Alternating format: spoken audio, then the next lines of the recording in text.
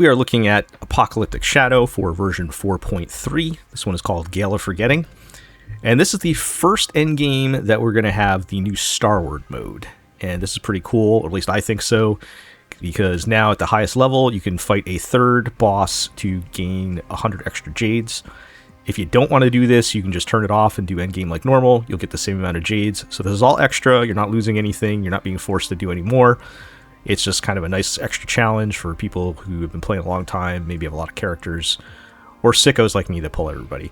So I appreciate the new content. I'm looking forward to it. And it will be available in Pure Fiction and Memory of Chaos when they come around again. So I think it's pretty cool. That said, let's get into clearing this particular Apocalyptic Shadow. We'll look at the buffs, the bosses, talk some teams, and do a little demo. So we'll start up here in the top left with the main buff. And basically, when you break the boss, you will dispel all crowd control and team gets action advanced. So that's pretty normal for Apocalyptic Shadow. You'll also get an extra aha turn at a fixed 10 punch line, and a ultimate damage buff of 25% and an elation damage buff of 15%. So I think this is pretty clearly aimed at Evanescia, even though it is technically Blade's banner right now, because she is the one character that can take advantage of all of this. She likes the extra aha instant, she likes the ultimate damage, and she likes the elation damage. But of course, other characters will benefit from this in pieces, so a lot of characters are going to want ultimate damage. I'm thinking in particular Acheron right now, who is kind of a hot item at the moment with her new Blade team.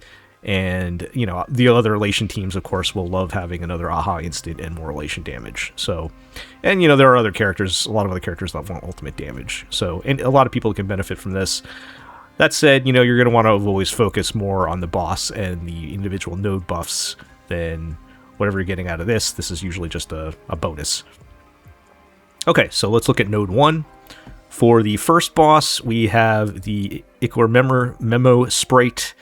And for the Apocalyptic Shadow version, they kind of have an extra wave of enemies that comes out that you have to clear before you could start fighting them. They have a lot of toughness bars that you need to get through, and that, of course, is like the main thing you have to do in Apocalyptic Shadow. So, you know, make sure you're playing the right elements to do that, of course, and that's true for any of these bosses. If you want a little bit of an extra edge, you can play a shielder, so like Dan Heng PT is great here. And one of the effects is that when the boss attacks you, and if you have shields, it will reduce their toughness a little bit. It's not a huge difference, but it's a little extra edge you can give yourself. Also, just they can hit pretty hard. They have like the one attack where you got to pick somebody to just take massive damage.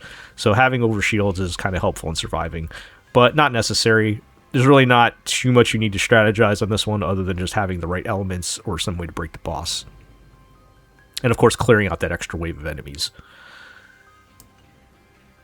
So if we take a look at the buffs that are available, we have our first one, Comic Relief.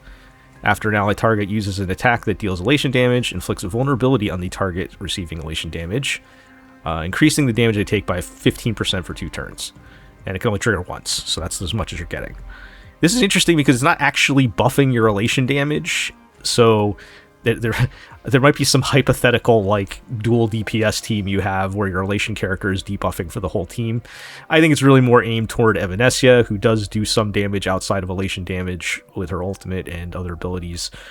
But it'll be fine also working with any of the other elation characters. I just think it leans a little more toward Evanescia. As for the second buff, we have Exploit Opening. This one's interesting. After an ally target inflicts a debuff to an enemy target, increase their crit damage by 75% for 2 turns.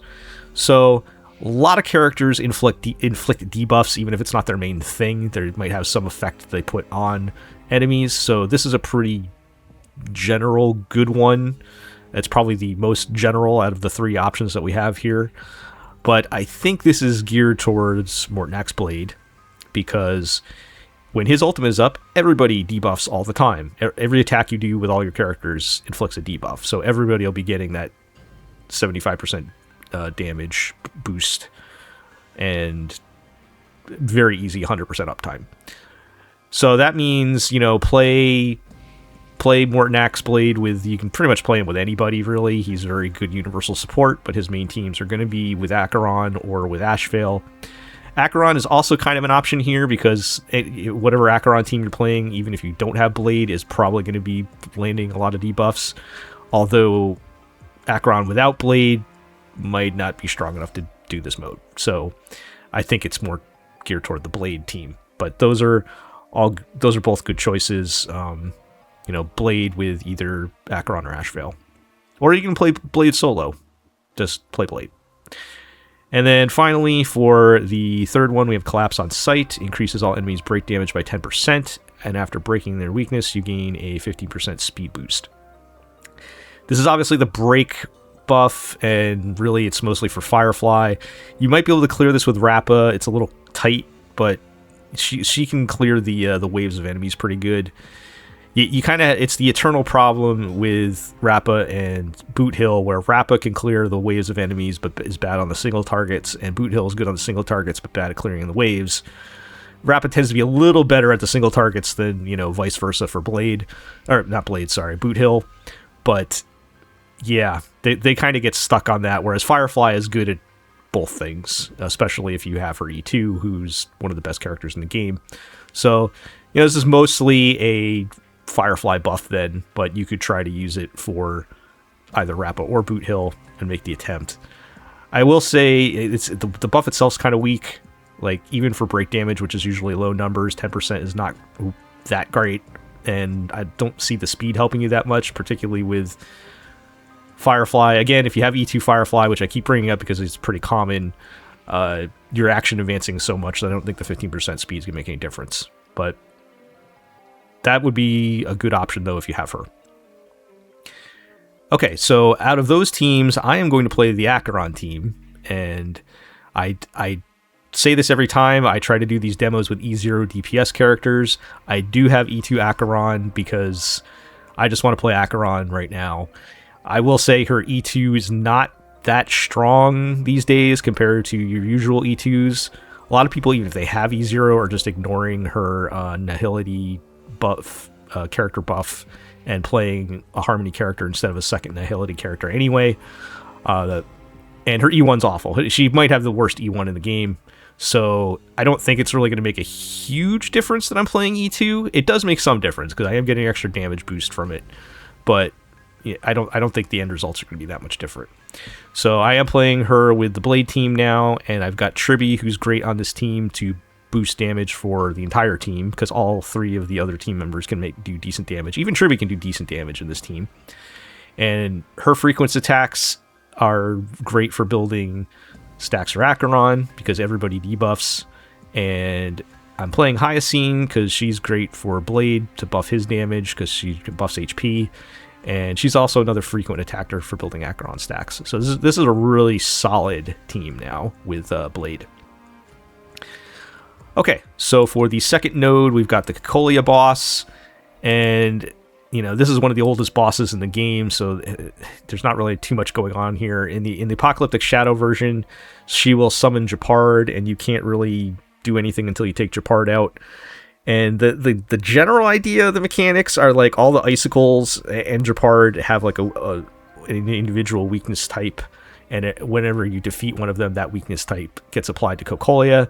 And the more weakness type Cocolia's has, the more damage she takes. So it's an interesting mechanic, I guess, but functionally doesn't really change too much. Eventually, you're just going to destroy all the icicles anyway, and she'll just have all the weaknesses. It's kind of neat. You can cheat that a little bit with Anaxa and just like apply weaknesses to everything and squeeze out a little extra damage that way. I wouldn't necessarily recommend playing him just for that. I mean, he can be actually pretty good in this fight, but it's an interesting little twist there. Otherwise, as always, just make sure you have the right elements to be able to break the boss or some way to bypass that. As for the buffs, our first one, Armed Up, increases physical damage dealt by all allies by 50% and decreases all enemies' physical resistance by 20%. So this is a nice buff for Finon. I don't know if anybody else can really take advantage of this, because the boss does not naturally have physical weakness, so you need some way to be able to implant physical weakness to benefit from this, because you don't want to have a DPS that does not match up in terms of the elements in Apocalyptic Shadow. You really need to be able to break the boss. So the only other character that can implant physical weakness might be Boot Hill, I think, and I don't think you want to play him here either, because as a break character, he's not going to get much benefit from the damage boost. He would benefit from the physical res, but I don't think it's going to work. If anybody tries that, let me know in the comments. But it's a fight on buff. He's the one that can mainly take advantage of that. I don't think anybody else is really going to benefit from it. As for the second one, Beaming Bliss increases elation damage taken by all enemies by 30%, and if the character is an elation, when there is a character from the path of elation on your team, increases weakness break efficiency for all allies by 50%. So this is a really nice buff. It's a big chunky elation damage buff, and giving the whole team weakness break efficiency just for having an elation character is also very good, because weakness break efficiency is one of the best things you can have in Apocalyptic Shadow, because you need to break fast. So if you got any of the elation teams, this is a good place to play them. I will say it's going to be a little tough with an Evanescia, because her element does not line up with the boss. In fact, Silverwolf doesn't either for most of the boss, I think. So you're going to want Sparxie on your team for this. Even if you're playing Evanescia, I would still run Sparxie, because nobody talks about this, but Sparxie is good with Evanescia. She's almost as good as playing Harmony Trailblazer, or playing Elation Trailblazer, or anybody else in that spot. So you could play her with Evanescia with this buff and get pretty good results. But overall, yes, this is the Elation buff, so that's pretty straightforward. And then finally, Moment of Opportunity increases follow-up attack and ultimate damage dealt by all allies by 50%, and additionally increases by 50% against enemy targets in weakness broken state. So I think this is the one that is very specifically targeting the Ashvale Mort'nax Blade team, because that's the one where you're getting the follow-ups and the ultimates. Other than that, any team that's going to use one of those things, follow-up or ultimate, is going to be good. Not a lot of strong follow-up teams that aren't Ashvale right now, but if you wanted to try Fei Xiao or something, it might work. Or if you want to play the Acheron team with Blade, you can play them here too with this. You'll get the ultimate damage buff, which is a pretty good buff, and it's really good once the enemies are broken. So it's another opportunity to play that team. I will say Firefly also good here too. In fact, I think she's even better here than the first node, even though none of these buffs actually benefit her directly. Even the last one, she doesn't actually do ultimate damage or follow-up attack damage. So she's just otherwise just very good at this particular battle, though. So you could try Firefly as well. I mentioned Anaxa is another option who doesn't really benefit too much from this buff either. He would at least get a little bit of bump to his ultimate, which doesn't do a lot of damage, but he would get the damage increase against the weakness broken targets as well. So he can be another option too. So quite a few, the common Blade teams, Firefly and Anaxa. You can try all of them. Okay. For my demo, I'm going to go with my E0 Sparxie, and I'm going to do something controversial, and I'm going to use her with Elation Trailblazer instead of Sparkle, because I want to show everybody that Elation Trailblazer is not nearly as bad as everybody thinks. In a way, I think I may have decided she's better than Sparkle with solo Sparxie, because getting that extra skill attack, which is Sparxie's big nuke, is very powerful. So we'll see that in the demo. Okay, finally, for the last node, we've got the Flame Reaver. And Flame Reaver, specifically in Apocalyptic Shadow, has an extra phase where they kind of hang out in the background and send a bunch of phantoms at you. And then one of the phantoms will be highlighted purple with a little target on their head. If you beat them, you get an extra turn. Now, this used to be very busted where you could infinitely loop that. They've fixed it now, so you can't do that anymore. But you still want to follow the same strategy of trying to take out that glowing phantom as quickly as you can. Otherwise, it's, normal Flame Reaver where they'll summon phantoms, and if you don't kill them, then they'll nuke you with a very big nuke, and you will probably die. So take out the phantoms. Good AoE is helpful for that. So that's, one consideration for the boss mechanics. Otherwise, just play strongest team you have. All right, so for the buffs, for the first one, we've got Knowledge and Decorum. When any character follows the path of erudition, if there's an erudition character in your team, all allies get an all-type res pen bonus of 25%, which is a nice, pretty nice buff. It's going to be basically the Tribi or Ruan Mei or Yuan Robin buff. So as far as who is actually viable here, I think Anaxa is probably slightly better than the Herda because this is Apocalyptic Shadow and Anaxa is amazing at shredding toughness.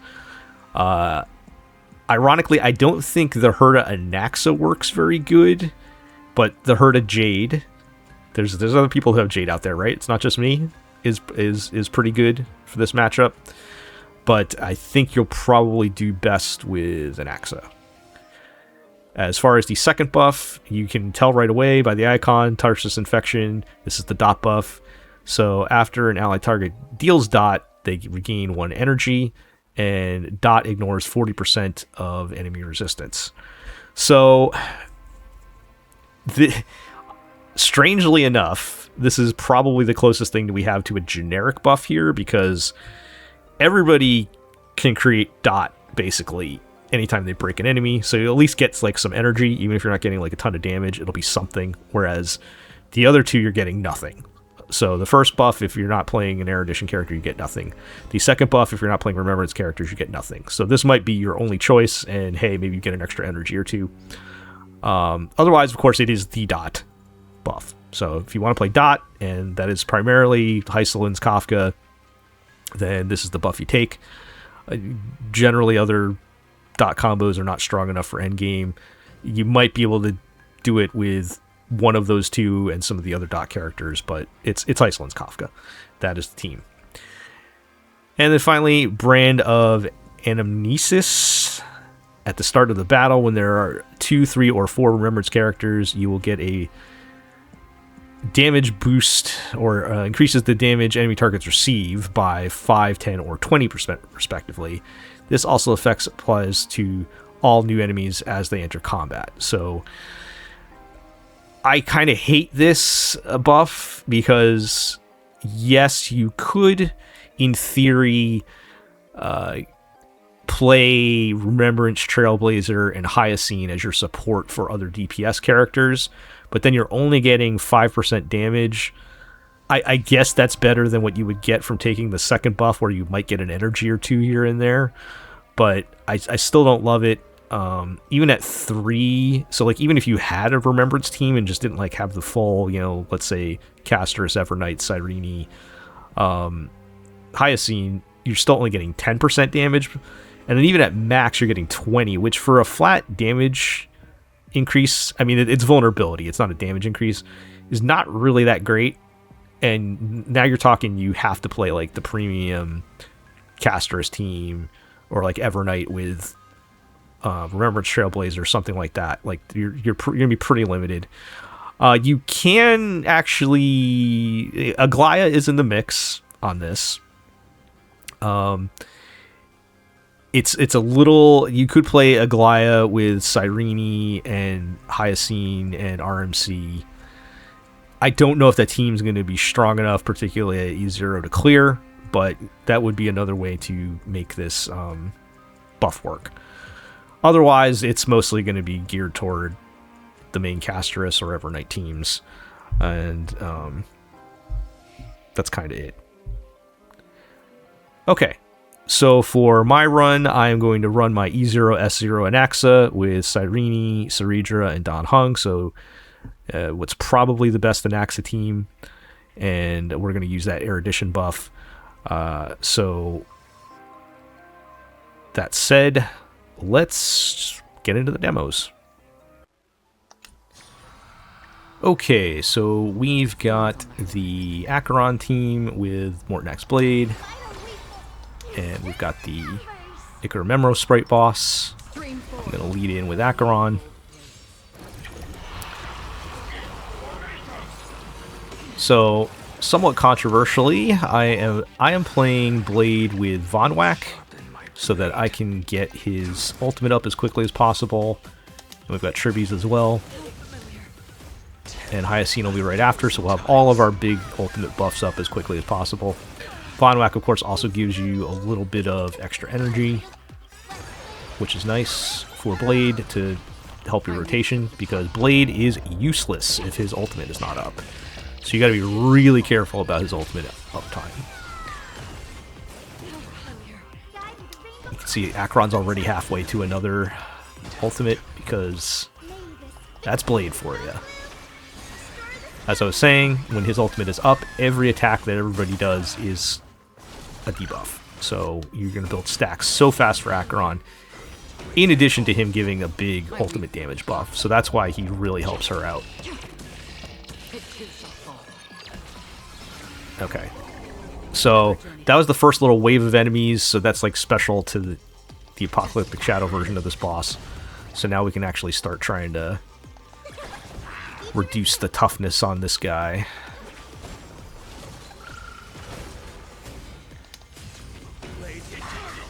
Okay, so like I said, Blade's uptime is extremely important, and it is better to hold his ult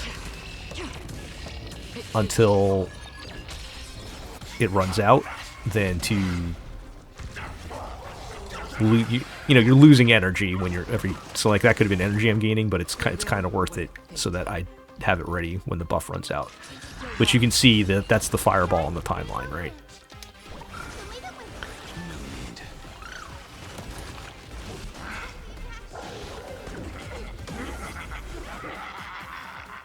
Okay. Now it's possible I might have been able to get his ultimate back fast enough, but I don't want to risk it. It's better to lose a little damage from losing an ult than to lose the entire team damage. Yeah, because... Okay, see, I definitely could have done it, because now that we get the break, now we all have extra turns and everything. So, I'm just going to stick to the plan, though. It's fine. That's a miss on my part.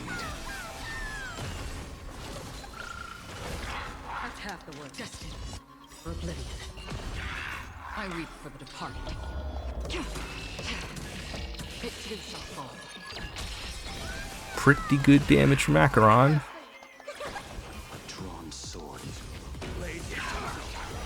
Okay, so now his ultimate is out and we have it ready. I definitely could have fit an extra one, so that was my mistake.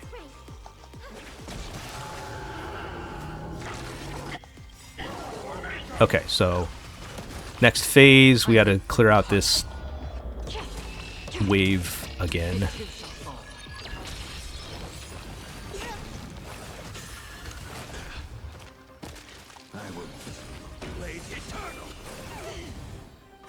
Okay, so now it's safe to use his ultimate.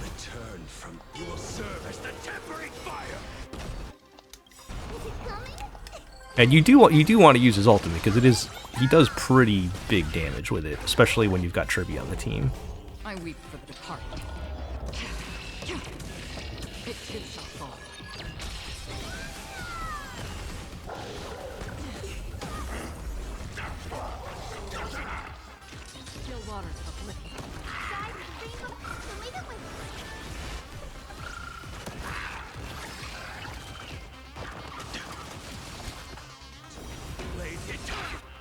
Okay, I think I can, because we're going to have, let's see, one attack from Acheron, one from, well, two from Tribby, an attack from him. Yeah, so I think we can pull it off, because we have, keep in mind he's going to build stacks every time your team attacks or anytime he takes damage, and every time he builds stacks you're leading up to another follow attack, plus he has his own turn. So typically to get his ultimate back, he's going to need to make 2 attacks and like a little bit extra, either from, you know, taking a hit or something. So hopefully I made the right call here. Okay, well here's your little trick. You can actually use this to your advantage because, yes, whoever we pick is going to take big damage, but that also means they're going to gain some energy. Right? So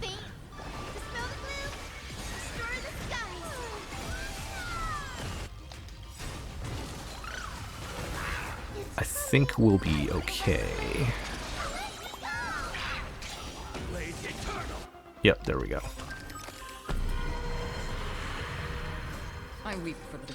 So now I think I want to hold it because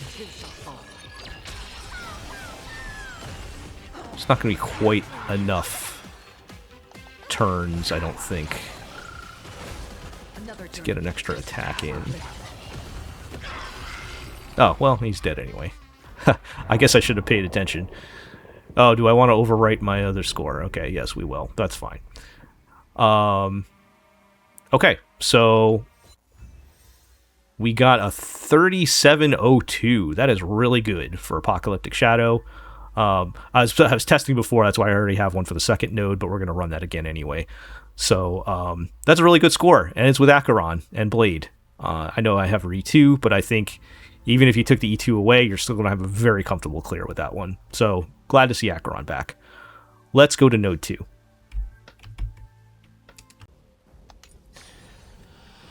Okay, so this time we're going with the solo Sparxie team. We're going to pretend it's version 4.0. And we've got the Cocolia boss. And like I said, controversially, I am running Elation Trailblazer instead of Sparkle. And you'll see she's actually pretty good. I think people underestimate with Sparxie how much, between Sparxie and Yao Guang, how much skill points you can actually generate. Because Sparxie gets her, like, special skill points that not everybody can use, but she kind of pockets them away, so you have more than you think every time. Okay, so this is where Elation Trailblazer's nice, because you can just get an extra nuke from Sparxie. And even though I'm not, like, fully powered up yet, an extra nuke is an extra nuke. We've already taken out the icicle things. Okay. So in this version of the Cocolia fight, you do have to take out Jeopard. And when you take out Jeopard, or when you take out the icicles, it weakness implants that onto Cocolia, and then she takes more damage, in addition to being able to have her weakness broken. Now, it is a little bit of a bad matchup with Jeopard here, because he does not have fire weakness, but it's fine. Everything will be fine.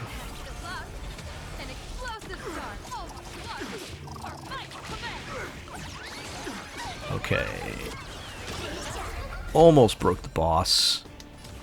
Trailblazer can do it.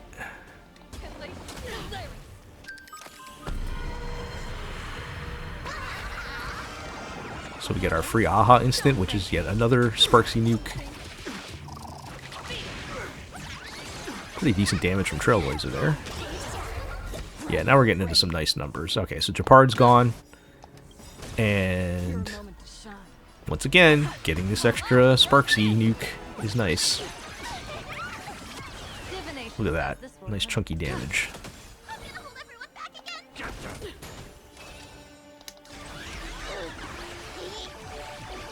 So I don't think this will be enough to finish her for first phase.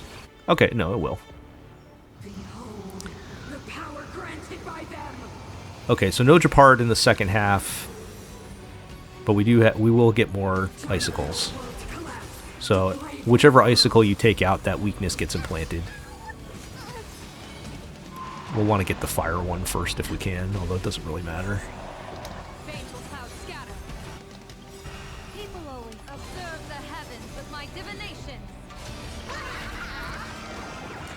I do have E1 Yaoguang, so I'll give you that. That does help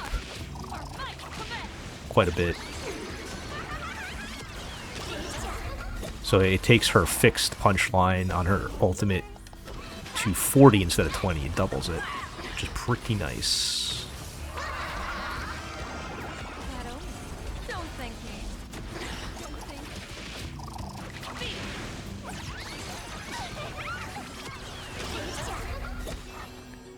Alright, we're just gonna keep blasting here.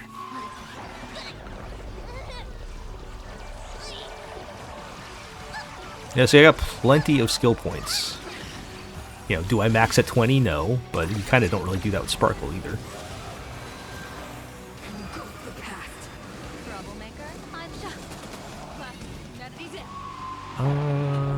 Yeah, why not? Let's see if we can get another ultimate out.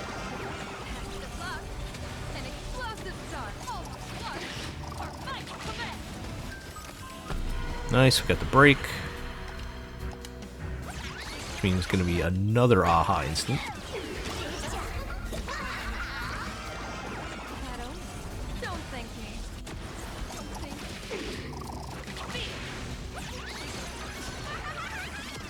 Pretty good. I might break my score record with Sparxie here. Yep. That's 3787. That is extremely good for Apocalyptic Shadow. With just a little E0 S1 Sparxie. You know, I might be cheating a little bit with the E1 S1 Yaoguang, but the rest of the team is free Trailblazer, and I have E0 S0 Huohuo, who a lot of people can also pick for free. So that's pretty solid. Okay, so let's go on to Node 3. Okay, so we've got the Anaxa squad with Dan Heng, Saridra, and Cyrene, and we're taking on Flame Reaver.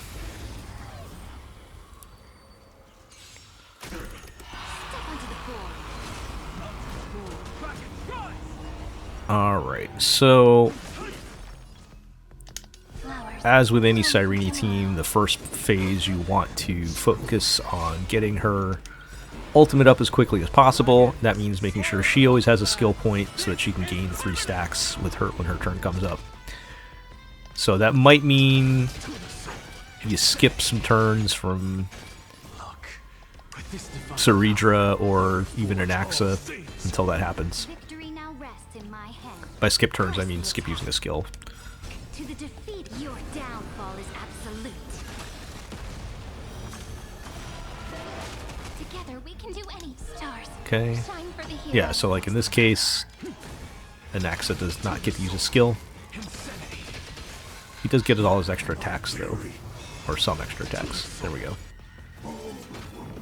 Okay, so this is the special mode for Apocalyptic Shadow, where you can't touch Flame Reaver, but you can see the one on the far left has a target next to their name, and they're kind of glowing purple. If we can take them out, we'll get an extra turn. And there's like a limited amount of time that they can show up. I haven't figured out exactly how they changed it, because it used to just be like infinite, which was crazy. You saw some people actually getting the perfect 4,000 on their Apocalyptic Shadow score. Okay, so I didn't get him that time, and that's going to boost the damage that Flame Reaver will do with their attack at the end, so that can be a little dangerous. It's just because we're not quite powered up yet here. Okay, so we should, after Dan Heng's turn here, have Cyrene's ult. So we'll hit that. And so in this case, I always do Saridra first, so that she gets her buff and therefore is buffing Anaxa, right? And then we're going to clear all our ults out so that we can get back to gaining energy. Look, with this divine power, I reforge all things. To the defeated, your downfall is absolute. Dragons soaring above the land. And then now I'm going to use Cyrene's ult to call up Anaxa. So Cyrene will action advance and give a big damage boost to Anaxa every time. So we'll try, hopefully get some of these phantoms, maybe not. Or not. Okay, so we'll just take the hit. That's fine. With this divine power, I reforge all things. Okay. I'm just afraid. Insanity. To the soul. Insanity. To the soul. Yeah, so some nice toughness shredding there. Anaxa is very good at that. Okay, so we're back in this mode. To the defeat, your downfall is absolute. I think we'll have a shot at taking out the target Don't blink. Maybe since Anaxa will be fully boosted here. What's the matter? Look, with this divine power, I reforge all things. Although I do not have Ceredra's double skill. To the soul. Okay, good enough. Okay, so you can see I got the extra turn for taking out the one with the target on him. To the soul. Insanity. Which is pretty nice. Look, with this divine power, I reforge all things. Dragons soaring above the land. This is permanent. And every time you do take out a phantom, it will reduce toughness on Flame Reaper. So there is some benefit to it as well.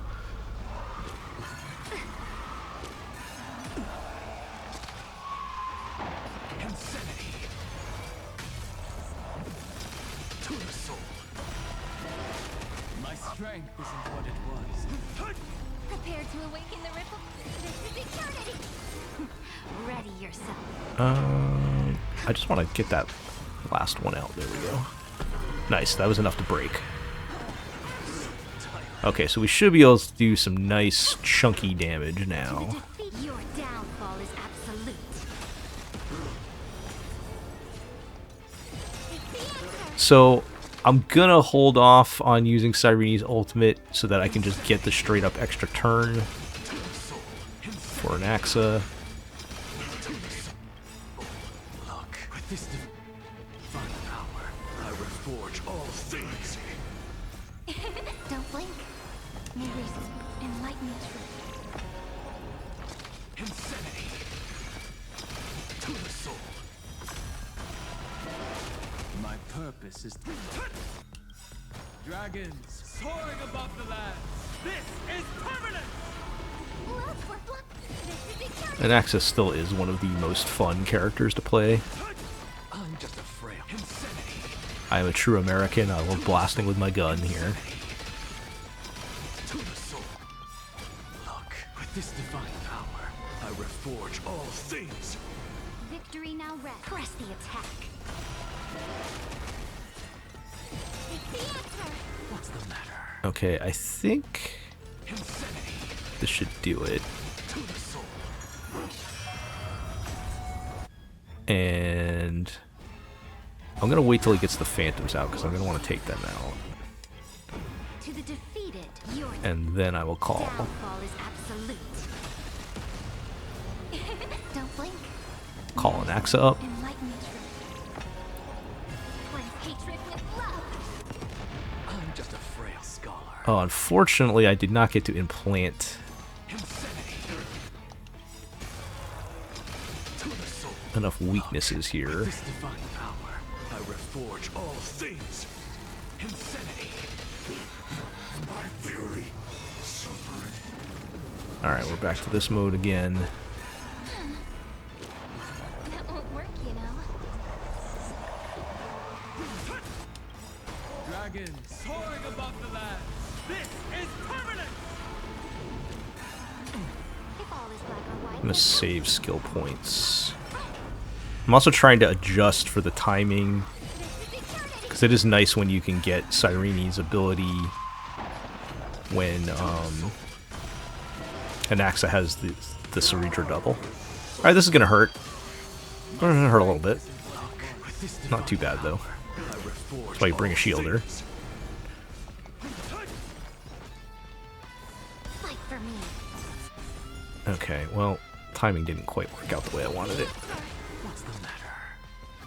To the defeat, your downfall is absolute. That's fine. Look at that toughness shredding. Oh, he's got enough for another one already. Yeah, with the way Anaxa's skill works, even if you're at 5 of 6 on Cerebra stacks, it's still gonna trigger because it'll go off of his second shot. Nice, nice, nice.